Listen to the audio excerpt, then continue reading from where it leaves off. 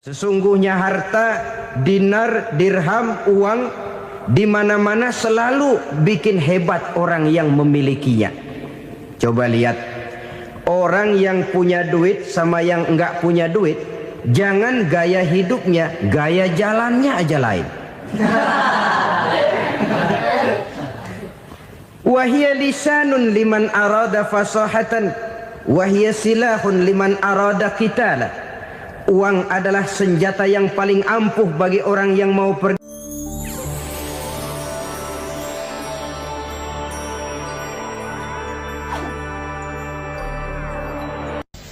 Bapak-bapak, ibu-ibu, saudara-saudara kaum muslimin rahimakumullah. Murai di dahan dan kokok ayam di kandang.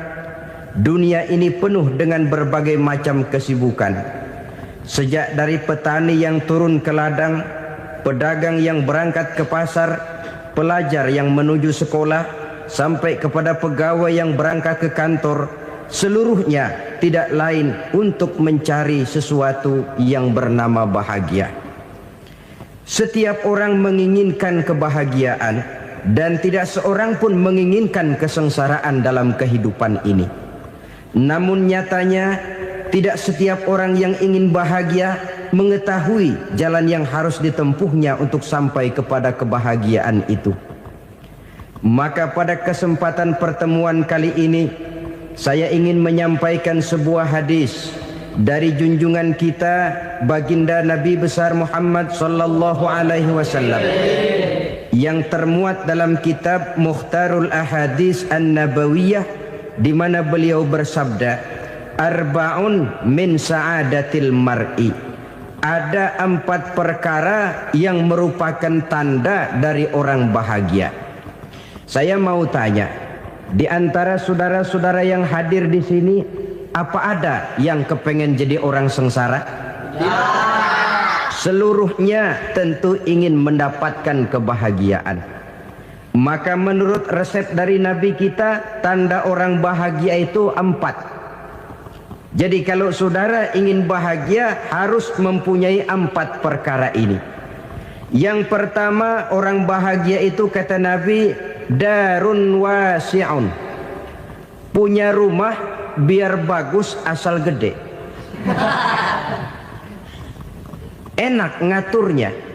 Daripada sudah punya rumah kecil, adanya di pinggir kali, gubuk, kalau hujan bocor, miring lagi, kiamat. Loh, kalau gitu Islam materialis dong. Hadis ini boleh diartikan dengan makna hakiki, arti yang sebenarnya. Boleh diartikan dengan makna majazi, arti kiasan. Kalau dia diartikan dengan arti kias, maka yang dimaksud darun wasi'un ay qalbun wasi'un. Rumah yang luas tidak lain daripada hati yang lapang. Karena di situ kunci kebahagiaan yang sebenarnya. Walaupun kita cuma tinggal di petak berukuran 2 kali 3 meter, kalau hati kita luas-luas rasanya rumah itu. Tapi biar rumah kita halamannya saja puluhan ribu hektar, ada kolam renangnya, kamar tidurnya tidak lagi terhitung. Kalau hati yang menempati rumah itu sempit, maka akan terasa sempit jugalah rumah itu. Tempat bergantungnya tidak lain adalah hati. Marilah kita mencoba melihat berbagai pandangan orang tentang bahagia ini. Ada orang menyangka bahwa bahagia itu kalau dia mendapatkan harta yang sebanyak-banyaknya. Siapa yang banyak harta, dialah raja. Apa yang dia mau, seluruhnya bisa dibeli. Keamanannya, dia bisa menyewa petugas. Seluruh fasilitas untuk menyenangkan kehidupannya bisa dibeli. Pendeknya, hartalah segala-galanya dalam kehidupan. Sampai ada pepatah mengatakan, Innad darahima fil amakini kulliha taksur rijala mahabatan wa jalala. Sesungguhnya harta, dinar, dirham, uang di mana-mana selalu bikin hebat orang yang memilikinya. Coba lihat, orang yang punya duit sama yang enggak punya duit, Jangan gaya hidupnya, gaya jalannya aja lain. Wahia lisanun liman arada fasahatan, wahia silahun liman arada qitala. Uang adalah senjata yang paling ampuh bagi orang yang mau pergi perang, dan lidah yang paling fasih bagi orang yang mau bicara. Kalau bicara dengan lidah macet, cobalah bicara dengan harta, lancar.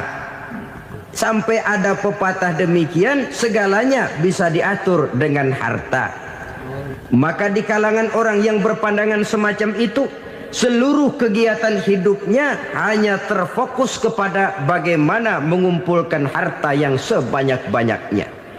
Tidak peduli halal haram, tidak kenal sore pagi siang dan malam, tidak sempat sujud, jauh dari agama, jauh dari kehidupan yang bersifat ruhaniyah, jauh dari Allah dan sebagainya. Sampai dalam Al-Quran dikelompokkan dalam kelompok yang dinamakan lumazah. Allazi jama'a malahu wa'addadah yahsabu anna malahu akhladah. Mereka mengumpul-ngumpulkan harta sebanyak-banyaknya dan menyangka bahwa harta yang banyak itu dapat mengekalkan hidupnya, mengekalkan kekayaannya, mengekalkan kebahagiaannya.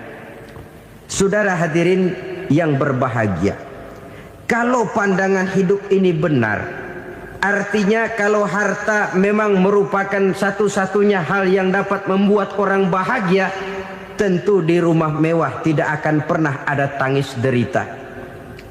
Tentu di satu tempat di mana fasilitas hidup serba menunjang tidak ada yang namanya penderitaan. Tapi suka dan duka, sedih dan gembira, senyum dan tawa adalah milik setiap orang, baik dia punya harta maupun dia tidak punya harta. Nyatalah bahwa harta semata-mata bukan merupakan jaminan bahwa orang akan bahagia. Walaupun tanpa harta orang sulit untuk bahagia. Saya mau cerita, ada orang super kaya, namanya Aristotle Onesimus, raja tanker Yunani.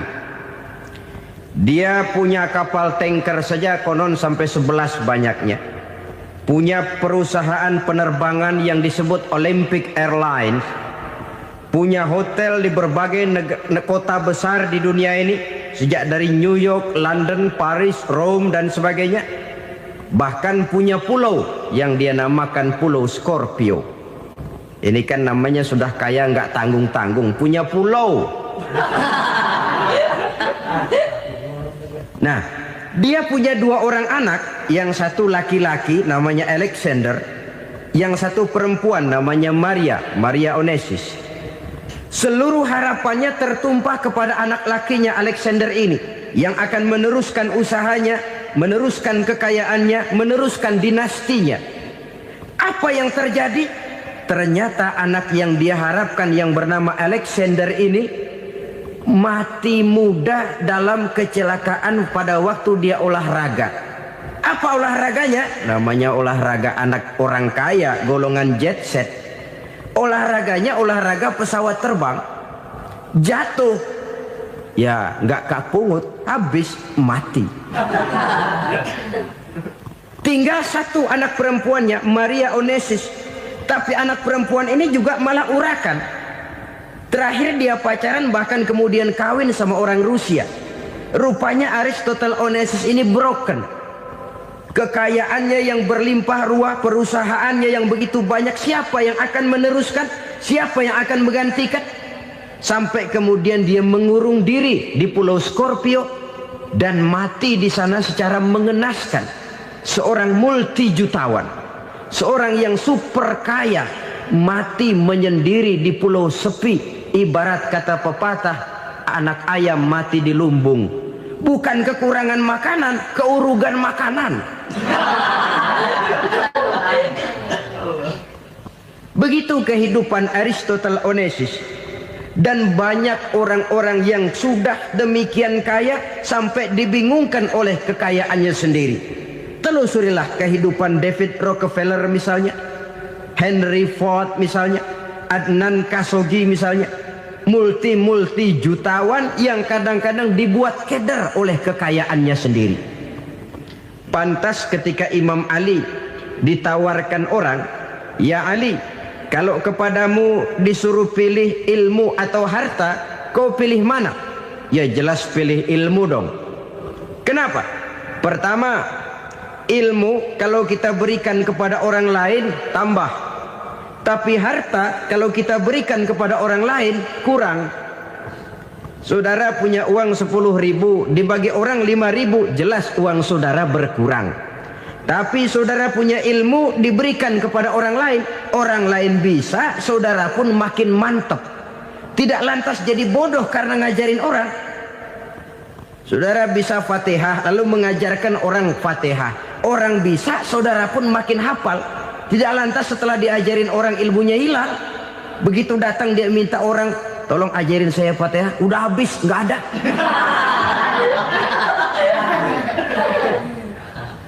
Yang kedua kata Imam Ali, ilmu menjaga kita. Kalau harta kita yang harus jaga. Makin banyak ilmu makin terpelihara diri seharusnya. Tetapi makin banyak harta makin bingung kita jaganya. Sampai kadang-kadang kalau perlu seluruh keliling rumah dipasangi alarm. Belum cukup disewakan anjing besar-besar, pasang di depan pintu, awas anjing galak.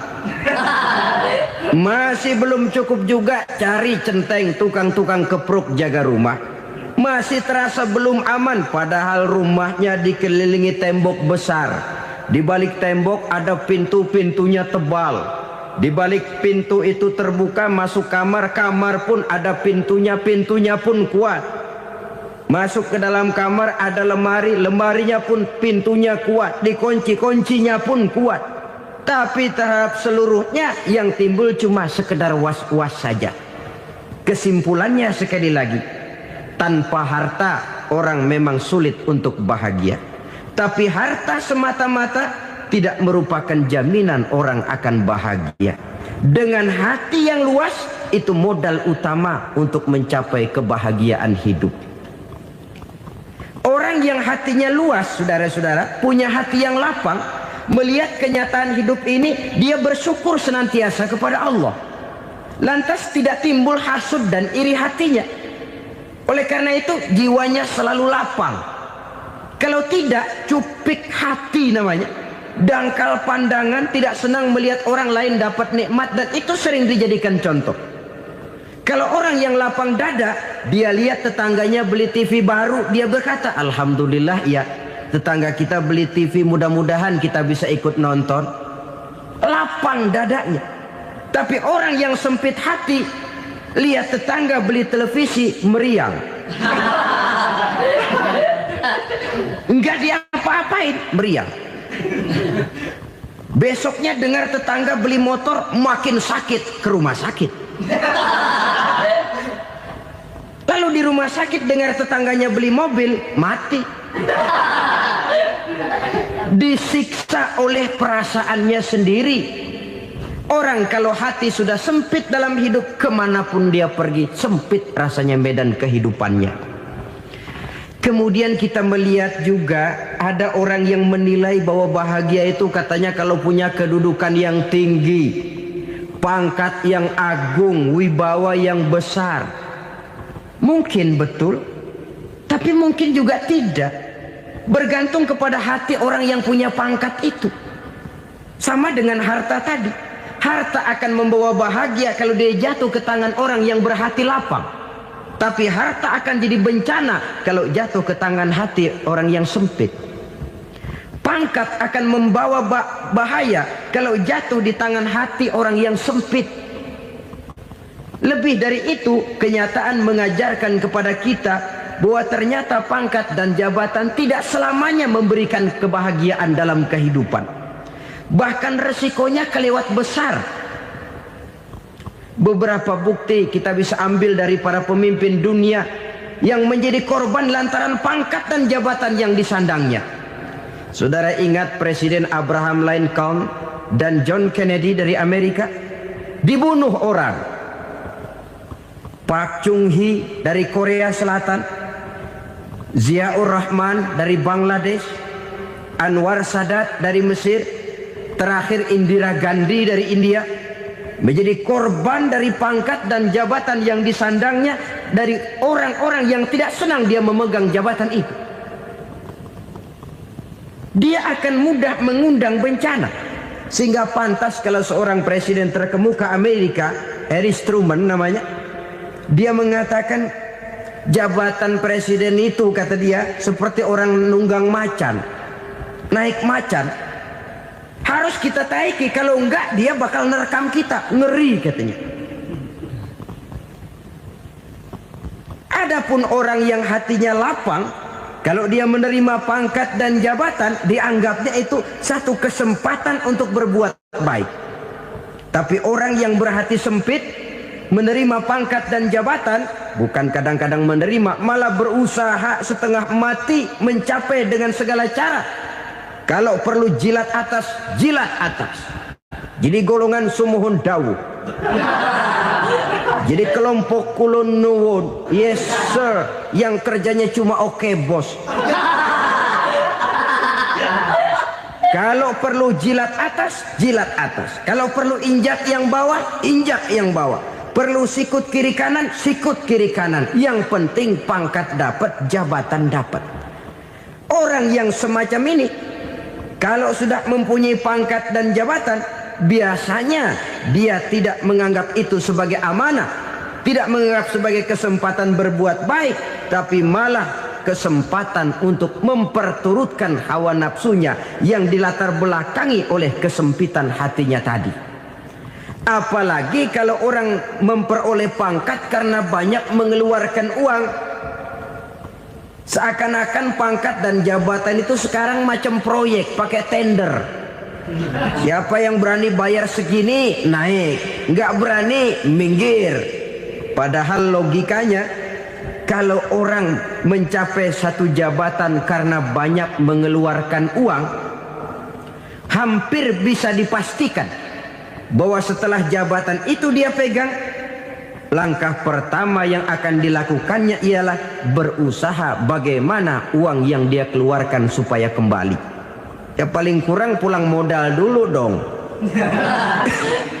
Soal mikirin rakyat soal nanti, tapi ini modal harus pulang. Itu celakanya kalau orang memperoleh pangkat dan jabatan cuma karena banyak mengeluarkan uang. Jarang orang yang mempunyai keyakinan dan pandangan bahwa pangkat dan jabatan merupakan amanah. Jadi sekali lagi, pangkat dan jabatan mungkin saja membawa kebahagiaan kalau jatuh ke tangan orang yang berhati lapang. Tapi bisa jadi bencana kalau dia jatuh ke tangan orang yang mempunyai hati yang sempit. Dan lagi-lagi stresnya hati yang lapang.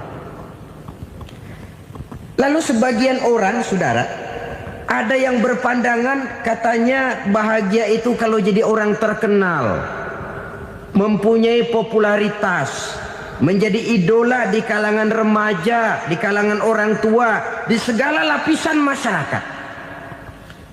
Padahal makin populer orang makin terikat dia.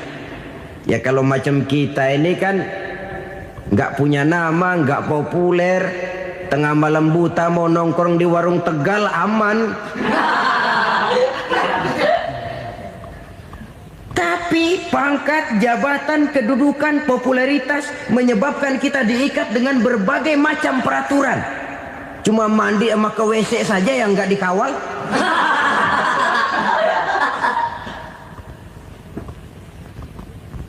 Benarkah popularitas, ketenaran membawa kebahagiaan? Mungkin. Ya, tapi mungkin juga tidak. Kenapa? Banyak orang-orang populer yang mengakhiri hidupnya secara tragis. Kita ambil beberapa nama. Di Amerika tahun 60-an ada bintang seksi paling terkenal yang dijuluki seks bom. Bom seks. Sampai sekarang jadi legenda, namanya Marilyn Monroe. Singkatan doublenya itu inisialnya MM, Marilyn Monroe. Terkenal top sampai dia mati tahun 62, namanya sekarang masih saja dibicarakan orang. Kenapa dia bunuh diri? Tidak punya hartakah dia? Banyak. Kurang populerkah dia? Seluruh dunia mengenalnya. Sejak rakyat kecil sampai pejabat tinggi dia punya hubungan. Kenapa? Jenuh. Dia terlahir dalam keadaan yatim. Setelah itu tidak lama dia berangkat remaja, ibunya meninggal. Pindah dari wanita asuh ke wanita asuh sampai 12 orang ibu angkatnya. Dan kekecewaan yang paling parah, setiap laki-laki yang dekat dengannya hanya seperti kapal berlabuh. Datang dan pergi silih berganti. Padahal dia merindukan seseorang yang bisa melindungi hidupnya. Dia rindukan itu dan dia tidak pernah menemukan. Itu yang akhirnya menyebabkan dia minum pil tidur kelewat dosis. Minum obat tidur kebanyakan. Ya tidur terus sampai sekarang.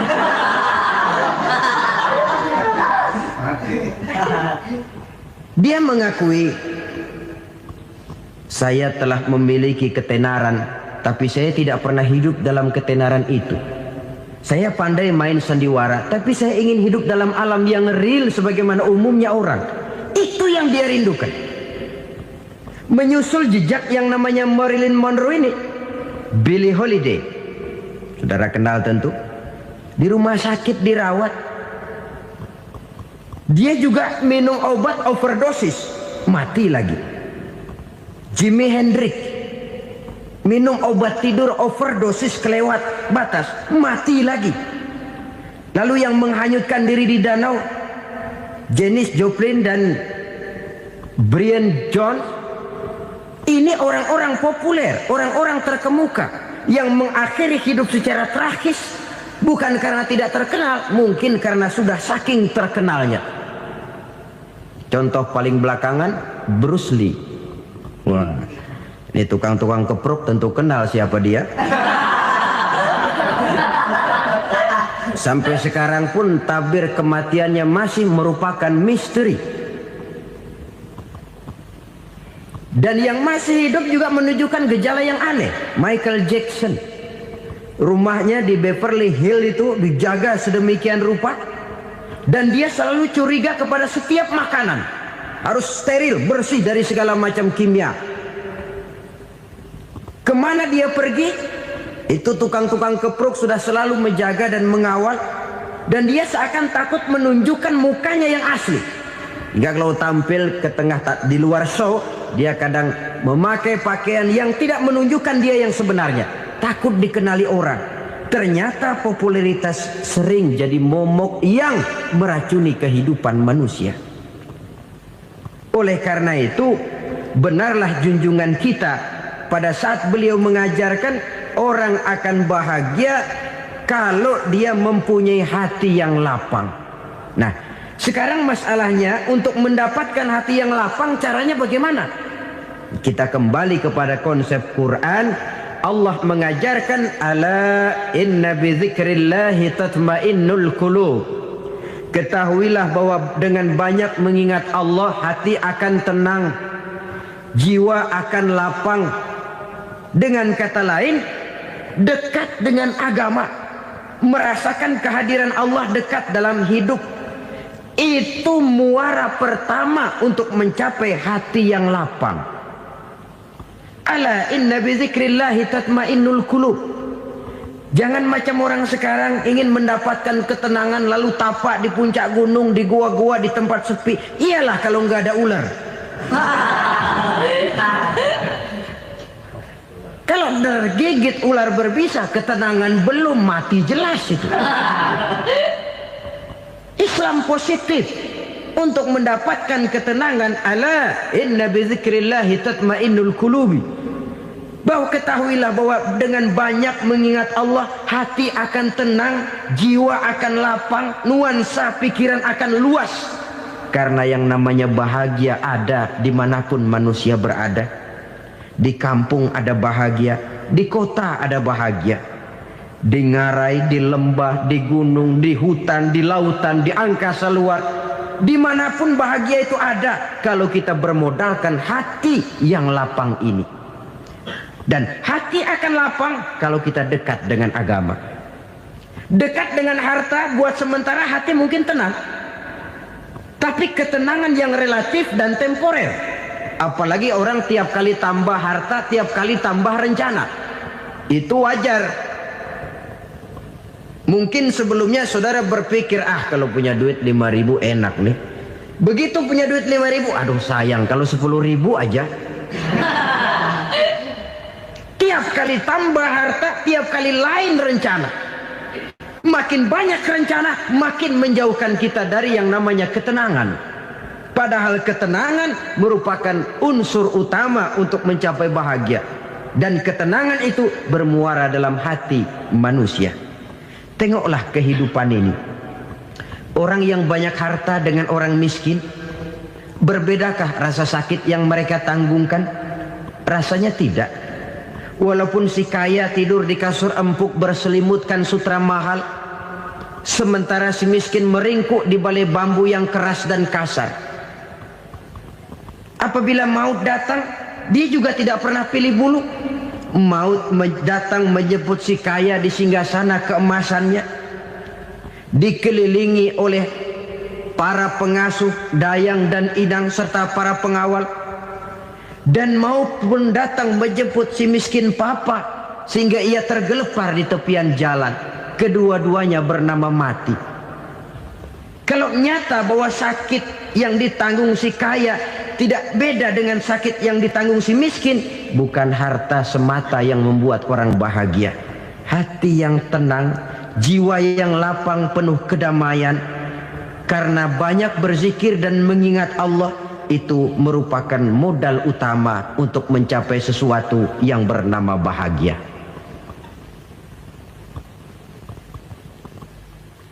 Saudara hadirin yang saya hormati, inilah yang pertama dari 4 ciri yang digambarkan oleh Nabi tentang tanda-tanda orang bahagia.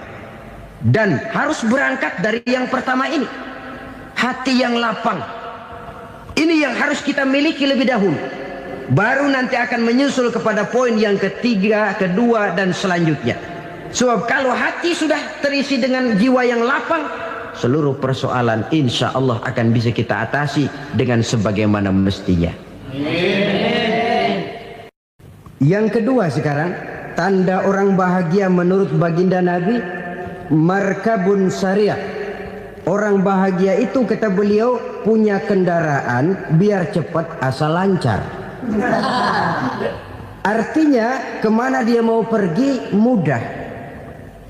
Apa maksud hadis ini? Kalau kita kaji lebih dalam, kendaraan itu kan alat transportasi. Transportasi tidak lain adalah usaha memudahkan komunikasi. Pindah dari situ kepada teori bahwa manusia adalah zon political, makhluk bermasyarakat yang tidak bisa memenuhi kebutuhan hidupnya secara sendirian. Kita memerlukan keberadaan orang lain dalam kehidupan ini. Untuk memakai baju saja kita sudah perlukan petani yang tanam kapas, pabrik yang memintal kapas jadi benang, pabrik yang menenun benang jadi kain, sampai kepada mesin jahit, sampai kepada tukang jahit. Itu cuma untuk memakai pakaian saja. Tidak seorang pun di antara kita yang sanggup memenuhi kebutuhan hidupnya secara sendiri. Kita perlu orang lain. Maka kebebasan dalam arti mutlak, kebebasan tanpa batas, itu tidak mungkin ada dalam kehidupan. Karena kita mengadakan yang disebut interaksi sosial. Setiap kegiatan kita tentu melibatkan orang lain. Menurut kita barangkali kita bebas jalan di jalan raya semaunya, tapi orang lain berkendaraan pun merasa bahwa ini ada juga jalan haknya. Dan begitu selanjutnya. Oleh karena itu, maksud dari kendaraan yang cepat ini adalah khulata'uhu ma'as solihin. Lingkungan pergaulannya terdiri dari orang-orang soleh. Pergaulannya luas. Kemana dia pergi ada temannya. Kesulitannya ada tempat dia cerita. Dan kesulitan kalau sudah diceritakan kepada orang lain, taruh kata orang itu tidak bisa menolong, namun menceritakannya kepada orang yang kita percayai, kan paling kurang sudah mengurangi beban jiwa. mengurangi tanggungan batin, merasa masih ada tempat kita cerita. Maka lebih baik orang awam yang mau bergaul ketimbang orang setengah alim tapi ngunci pintu. Sebab nantinya akan timbul sikap picik, cupik pandangan, dan tidak luas menghadapi kenyataan dalam kehidupan ini. Namun yang harus kita garis bawahi, pergaulan memang mesti luas. Namun jangan sekali-kali lupa bahwa pergaulan sangat besar pengaruhnya dalam ikut membentuk kepribadian manusia. Sehari-hari bisa kita bilang, kalau kita dekat sama tukang minyak wangi, sekalipun nggak dibagi minyaknya, baunya tentu dapat. Betul? Tapi dekat sama tukang elas, walaupun nggak kena apinya, asapnya mesti kena. Kalau Syauqi mengatakan lebih jelas lagi, man asyaral asrafa asa musyarrafan wa muasyiral anzali ghairu musyarrafin. Awalam taral jildal hakira muqabbalan bisagri lamma sara jildal mushaf. Siapa yang bergaul dengan orang mulia, dia bakal ikut menjadi mulia. Tapi siapa yang berteman dengan orang hina, dia tidak bakal ikut menjadi mulia. Tidakkah kau lihat, kata Syauqi, kulit kambing yang hina pun dicium orang ketika menjadi kantong Quran. Kulit kambing hina, kalau dia sendirian gak ada yang mau cium. Tapi begitu dia bergaul dengan Quran, menjadi kantong Quran, dipakein minyak wangi, ditaruh di tempat yang tinggi, mau diambil dicium dulu, dibawa dengan penuh hormat dan hati-hati. Kulit kambing yang hina lantaran berteman dengan Quran, numpang mujur. Tapi coba lihat kalau kulit kambing berteman dengan kayu, jadi beduk, habis. Zohor dikemplang, asar dipukul. Itu pun sedikit saja, cuma salah milih teman. Yang temannya Quran dihormati orang, yang temannya kayu lantaran jadi beduk, gelap-gelap subuh orang udah kemplangin.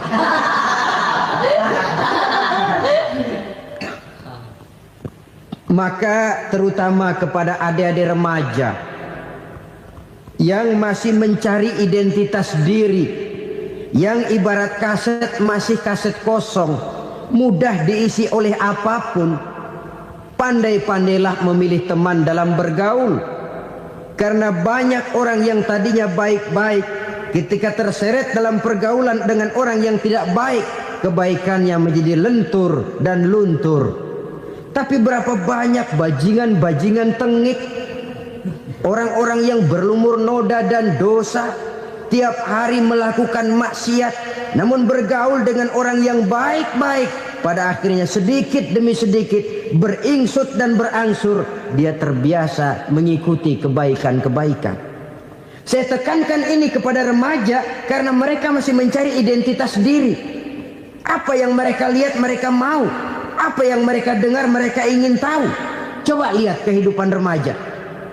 Pulang nonton film Rambo, pengen jadi Rambo, gagah, maunya melekai melulu.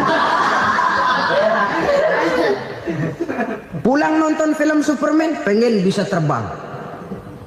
Pulang nonton India, nyanyi melulu. Wajar, mereka masih mencari identitas diri. Saya ini sebenarnya siapa? Lingkungan, pergaulan akan membentuk itu. Karena itu pandai-pandailah bergaul, karena ia sangat besar pengaruhnya dalam ikut membentuk kepribadian manusia. Apalagi sifat yang jelek lebih cepat menularnya ketimbang sifat yang baik. Sifat yang baik, watak yang soleh itu lambat sekali untuk menular. Tapi yang tidak baik, kan prosesnya mah kalau remaja biasanya mula-mula dengar. Karena dengar lalu pengen tahu. Karena pengen tahu lalu ngeliatin. Begitu ngeliatin kan pengen nyobain. Setelah nyobain ketagihan. Nah, ini prosesnya. Yang namanya ganja, morfin, narkotik, awalnya kan begitu. Mula-mula dengar, katanya kalau sudah fly to the sky, sudah melayang ke langit katanya, disitulah puncak kebahagiaan. Mulanya cuma dengar. Karena dengar pengen tahu. Karena pengen tahu lalu ngeliat, kumpul sama orang yang suka ngeganja. Setelah ngeliat Nah, pengen ngerasain. Begitu ngerasain, enak juga. Ketagihan. Kalau sudah ketagihan jadi penyakit kronis, bisa merembet kepada yang lain. Iya, kalau orang tuanya mampu untuk beli morfin, beli ganja. Kalau tidak kan pikirannya ngayap. Jemuran siapa ya gue sabet. Timbullah perbuatan-perbuatan negatif yang bermula dari salah pergaulan. Apalagi buat adik-adik remaja yang tinggal di kota-kota besar, yang pengaruh budaya, pengaruh kesenian, pengaruh struktur kehidupan yang nampak makin individualistis, di mana persaingan tajam, tensi ekonomi tinggi, orang mudah mengalami stres. Pandai-pandailah dalam bergaul, sekali lagi, karena ia sangat besar pengaruhnya dalam ikut membentuk kepribadian manusia. Orang bahagia punya kendaraan yang cepat, artinya punya pergaulan yang luas, dan lingkungan pergaulannya terdiri dari orang-orang yang soleh. Kemana dia pergi ada teman, kesulitannya ada tempat dia cerita. Tapi kalau sudah menyendiri, hidup sendiri, kesulitan dipikiri sendiri, bisa mati belum waktunya. Tidak ada tempat berbagi rasa, tidak ada tempat bercerita, tidak ada tempat mengurangi beban dalam kehidupan. Pantas betul kalau Islam sangat menggalakkan dan menganjurkan orang kalau sudah sampai waktunya itu untuk melangsungkan nikah. Kata Nabi, ya ma'syaras syabab man istata'a minkumul ba'at falyatazawwaj. Hai para pemuda, kalau sudah mampu memberi nafkah, kawinlah, nikahlah kamu. Kenapa? Sudah ada teman hidup, tempat berbagi rasa. Kesulitan kalau ada tempat cerita akan lebih ringan ketimbang kita telan sendiri, walaupun bobot kesulitannya sama beratnya. Saudara-saudara kaum muslimin rahimakumullah, inilah ciri yang kedua, punya kendaraan biar cepat asal lancar. Kemana kita mau pergi gampang. Dengan kata lain, setelah hati yang luas, pergaulan yang luas. Dua. Yang ketiga sekarang, tanda orang bahagia itu menurut Nabi, misbahun mudhi'un, punya lampu yang terang. Oh, itu enggak problem. Sekarang sudah zamannya listrik masuk desa, Pak. Lampu sudah terang semua. Betul, kalau itu yang dimaksud. Tapi tidak cuma itu. Karena lampu yang dimaksud di sini, lampu yang akan menerangi seluruh perjalanan hidup. Dan perjalanan hidup itu sudah dimulai sejak kita terlahir ke alam ini, sampai masuk ke alam barzah, kumpul di padang mahsyar, sampai ke akhirat. Lampu yang menerangi itu yang diperlukan. Kalau lampu, katakanlah yang paling top sekarang kan lampu jenis Mercury. Taruhlah itu di rumah kita, dia cuma menerangi rumah kita, menerangi hati pun tidak sanggup. Bila kita masuk ke alam barzah, alam kubur, sanggupkah si Mercury yang begitu terang menerangi alam barzah kita? Tidak sanggup lagi.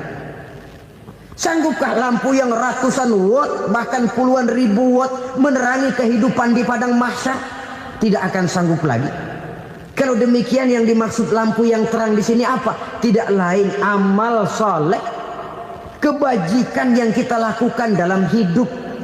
Itu yang akan jadi lampu penerang.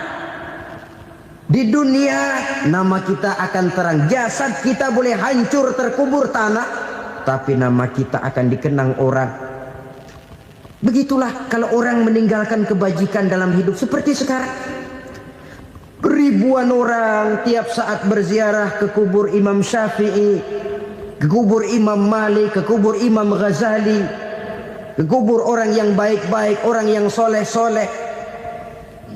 Kebajikannya yang ditinggalkan, yang mengukir namanya dengan tinta emas.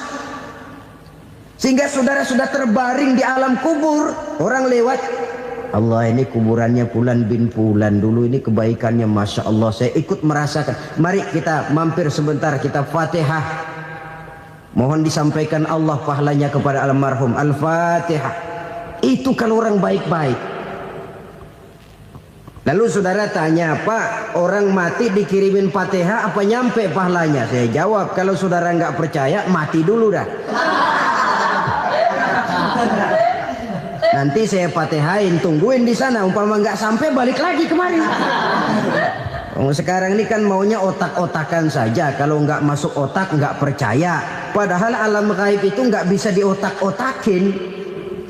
Sama saja dengan saudara pernah dengar cerita kapal tanpa mas tenggelam kan? Pernah nggak? Di mana? Ya, di laut Masalembo. Begitu ketampo mas tenggelam, ratusan penumpang itu terjun ke laut, dipermainkan gelombang, berjuang menghadapi maut itu. Orang lagi timbul tenggelam di lautan, dihantam ombak, kita tengokin pakai helikopter. Pak, lagi timbul tenggelam ya? Iya, tolongin. Jangan khawatir Pak nih, saya kirim intan Pak, harganya 10 juta. Kira-kira orang yang timbul tenggelam di laut seneng nggak? Tidak. Kan mahal toh intan 10 juta. Kenapa dia nggak senang? Karena intan 10 juta dalam kondisi seperti itu tidak sanggup menyelamatkan dia. Dia akan girang kalau dikirimin ban mobil bekas, dikirimin papan terentang atau bambu. Intan yang 10 juta dia nggak girang. Ban mobil bekas yang 1000 perak, tuh pegang, itu yang dia girang betul. Inilah sebabnya Nabi berkata, mal mayyitu fi qabrihi illa kal ghariqil mutaghawwis. Orang yang meninggal di alam kuburnya seperti orang timbul tenggelam di lautan. Yantaziru da'watan min ahli, menunggu doa dari keluarganya yang masih hidup. Duh, bapak saya sudah meninggal, saya sayang benar sama dia. Kirimin kulkas ke kuburannya Itu sama saja dengan tadi orang tenggelam di lautan dikirimi intan yang harganya 10 juta, ndak sampai. Begitulah kalau kebajikan yang kita tinggalkan dalam hidup, sudah mati pun kubur kita masih diziarahi orang. Tapi kalau jahat yang kita tinggalkan, boro-boro lah orang mau doa lewat dekat kuburan kita juga serem. Tuh bajingan no, dulu mati dipendem di situ tuh. Jangan lewat situ, ntar kesurupan, jangan. Lewat saja orang ngeri. Konon lagi membacakan Fatihah dan mengirimkan doa. Hidup pada hakikatnya adalah kesempatan untuk berbuat baik. Maka sekali kesempatan itu diberikan, manfaatkan dengan sebaiknya. Sebab kesempatan kedua tidak akan pernah ada. Kesempatan berbuat baik di sini, di akhirat sudah pembalasan namanya. Sekali kesempatan itu dicabut, dia tidak akan pernah dikembalikan lagi. Kata Iqbal, hidup tidak mundur ke belakang, Bung. Berhenti diinjak orang, mundur hancur. Tidak ada kata mundur dalam hidup ini. Berhenti diinjak orang, mundur kecebur. Tidak ada kata lain. Harus maju dalam kehidupan, dalam artian yang positif. Hidup adalah kesempatan untuk mengumpulkan kebajikan yang sebanyak-banyaknya. Di situ nilai daripada manusia. Sekarang ini memang nggak kelihatan kok, orang yang banyak pahala sama yang banyak dosa nggak kelihatan kok. Barangkali kalau habis bikin dosa palanya pada benjol, mungkin orang takut sama dosa. Tapi sekarang sama saja, orang yang banyak dosa dengan yang nggak banyak dosa jalan bareng dari belakang, sama, nggak kelihatan beda. Tapi ada waktunya di mana pahala memegang peranan, di mana dosa diperlihatkan. Sama saja kalau kita bawa mobil siang, lampu kan nggak begitu berfungsi. Apa lalu bilang, alah ini lampu berat-beratin, copot-copotin aja dah. Tidak perlu begitu. Kenapa? Pada satu saat malam senja akan datang. Bila matahari terbenam, senja pun datang, gelap mulai merayap, disitulah baru terasa perlunya lampu. Pahala begitu. Sekarang orang yang nggak ada pahalanya nggak kelihatan dalam kehidupan. Tapi pada satu saat senja kehidupan akan datang. Ajal merenggut nyawa, malam merayap, dan hidup mulai diliputi kegelapan di alam barzah. Dikala itu kalau nggak punya lampu, alangkah malangnya kita. Sebab amal yang baik, kata Nabi, di alam barzah itu akan diciptakan menjadi perempuan yang cantik menemani kita. Amal yang jahat akan menjadi orang yang paling jelek nemenin kita. Sudah di tempat gelap yang nemenin jelek.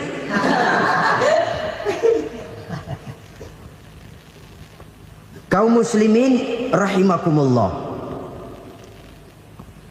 Kalau demikian masalahnya, tergantunglah kita pandai memanfaatkan waktu. Al-waktu kasaif. Waktu itu cepat sekali. Yang namanya waktu itu tahu-tahu. Tahu-tahu. Udah tahun 87. Tahu-tahu. Udah begitu. Tahu-tahu. Yang kemarin anak-anak, sekarang udah pada punya anak. Tahu-tahu saja itu. Begitu cepat waktu berlalu. Kalau tidaklah pandai kita memanfaatkannya, akan rugi kita. Nabi bersabda, "Man kana yaumuhu khairun min amsihi fahuwa rabih."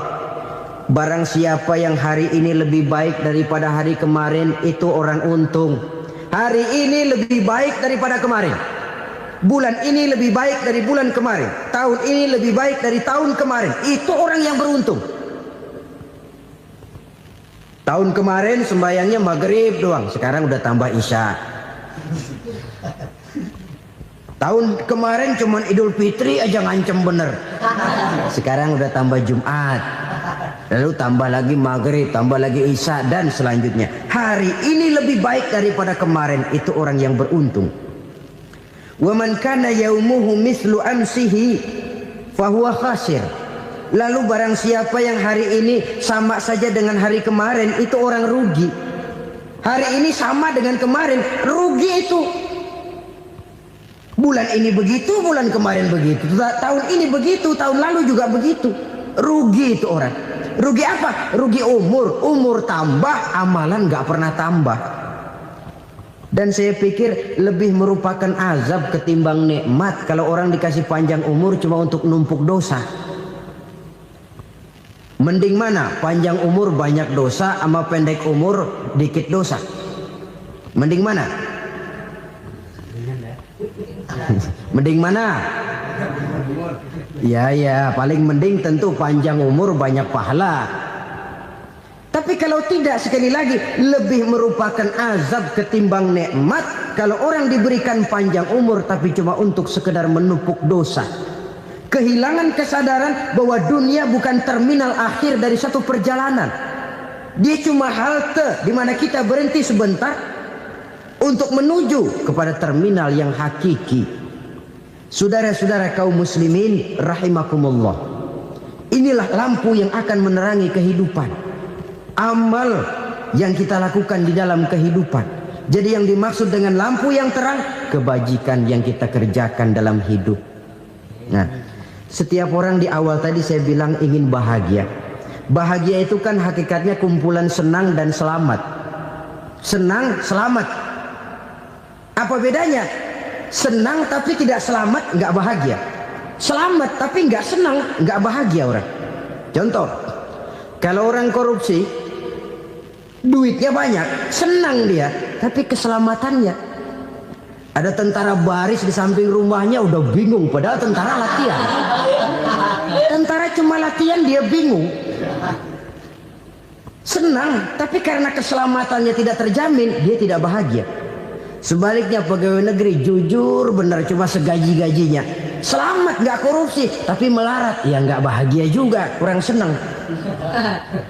Kesenangan dan keselamatan untuk dunia saja, ya sekali lagi, kalau cuma sekedar untuk dunia saja, bisa dibeli pakai uang. Bisa dibeli pakai uang. Saudara ingin selamat, bisa dibeli pakai uang. Saudara ingin senang, bisa dibeli dengan uang. Tapi setelah mati, masuk ke alam barzah, habis kekuasaan uang. Nggak bisa lagi beli keselamatan pakai uang. Tidak mungkin lagi membeli kesenangan dengan uang. Di situ pahala yang megang peranan. Makin banyak pahala, makin banyak saham untuk membeli kesenangan dan keselamatan, untuk memperoleh yang namanya bahagia. Dan jangan lupa loh, di alam barzah kita nggak sebentar, menunggu datangnya kiamat. Loh iya, kalau kita begitu dikuburin terus kiamat datang, untung. Tapi kalau masih harus 1000, 2000, puluhan ribu tahun yang akan datang, dalam satu penantian yang begitu lama, tanpa saham untuk memperoleh kebahagiaan. Satu kemalangan yang tidak ada pernah putus-putusnya. Janganlah tergelincir oleh kebahagiaan sebentar yang menipu dengan mengorbankan kebahagiaan hakiki yang berjangka panjang. Apa artinya senyum sejenak kalau harus ditebus dengan tangis seumur hidup? Biarlah kita minum jamu, pahit memang, getir memang, tapi kan besok badan sehat. Daripada sekarang minum sirup, manis memang, enak memang, tapi bibir pada jontor besok. Sirawan, batuk, nggak karu-karuan. Banyak orang tertipu oleh kesenangan yang sebentar. Padahal laisa kullu ma yalma'u zahaban. Belum tentu semua yang berkilat itu emas. Belum tentu semua yang gemerlap itu intan. Karena itu marilah manfaatkan kesempatan yang diberikan Allah ini untuk mengumpulkan kebajikan yang sebanyak-banyaknya. Yang terakhir sekarang, yang keempat, tanda orang bahagia kata Nabi. Zaujatun salihah. Orang bahagia itu tanda yang keempat kata Nabi, punya istri biar cakep asal taat. Sudah surga itu sudah. Cakep taat. Istri kayak gitu, kalau belum mati jangan dikuburin dulu itu. Sudah cakep taat lagi. Tapi kadang-kadang enggak, udah jelek ngadat melulu. Apa yang mau dipilih? Sebab itu Quran mengatakan istri pakaian untuk suami, suami pakaian untuk istri. Kenapa suami istri diibaratkan pakaian? Alangkah tingginya gaya bahasa Quran ini. Suami istri teman hidup, hidup perjalanan panjang. Sejak kita dalam rahim sudah ada hidup kan di sini. Sampai ke alam dunia, masuk ke alam barzah, kumpul di padang mahsyar, sampai menuju akhirat, itu perjalanan hidup. Carilah istri atau suami teman hidup yang membawa manfaat tidak hanya kehidupan di dunia ini, sampai di alam barzah, sampai di padang mahsyar. Suaminya mungkin meninggal lebih dulu atau istrinya mungkin meninggal lebih dulu, tapi suami atau istri yang masih hidup berbuat kebajikan. Suami saya meninggal, ada hartanya, saya sedekahkan, niat pahala untuk almarhum suami saya. Ini teman hidup. Tidak dibatasi dan tidak bisa dipisahkan oleh maut sekalipun. Zohirnya mungkin pisah, badannya mungkin pisah, tapi hatinya, jiwanya, kebersamaannya dalam menghadapi kehidupan. Karena itu, saudara-saudara, bahasa Quran indah. Suami istri diibaratkan seperti pakaian. Apa fungsi pakaian? Pertama, pakaian jadi kebanggaan. Artinya suami harus menjadi kebanggaan istri, istri harus jadi kebanggaan suami. Yang kedua, pakaian itu kan fungsinya menutup aurat. Artinya sesama suami istri harus saling menjaga kekurangan masing-masing. Jangan malah sesama suami istri saling membongkar rahasia dan aibnya sendiri-sendiri. Istrinya diceritain jeleknya di mana-mana, atau suaminya dibongkar rahasianya di pasar umum. Itu sudah tidak lagi berfungsi sebagai pakaian. Kenapa semua ini diperlukan? Karena kita menyadari bangsa yang baik terdiri dari masyarakat yang baik. Masyarakat yang baik merupakan susunan dari warga yang baik. Warga yang baik adalah terdiri dari rumah tangga yang baik. Dan rumah tangga yang baik merupakan susunan dari pribadi yang baik. Dari situ langkah dimulai. Membangun satu bangsa yang baik diawali dengan membangun rumah tangga yang baik, dengan menciptakan pribadi-pribadi yang baik. Sehingga dari sini diharapkan berkembanglah nilai-nilai kebaikan. Orang akan bahagia mempunyai istri yang soleh. Kenapa? Tidak ada seorang suami bisa sukses jadi apapun dia, apapun profesinya. Dokterkah, kiaikah, mubalikah, petanikah, pengusahakah, pejabat tinggikah, tidak ada seorang suami yang bisa sukses tanpa peran serta istrinya. Walaupun memang peranan itu tidak begitu kelihatan, tapi sangat menentukan. Karena itu, saudara hadirin yang saya hormati, Islam sangat menghargai kaum wanita, memberikan kedudukan yang tinggi sepanjang tidak mematikan kodrat kewanitaannya. Nah, kalau sudah kesuksesan ini diawali dari rumah tangga, karier di masyarakat mudah untuk dikejar. Tapi keberantakan di rumah tangga merupakan kegagalan pertama di tempat lain. Nah, inilah saja yang dapat Al-Fakir sampaikan pada pertemuan kali ini. Terima kasih.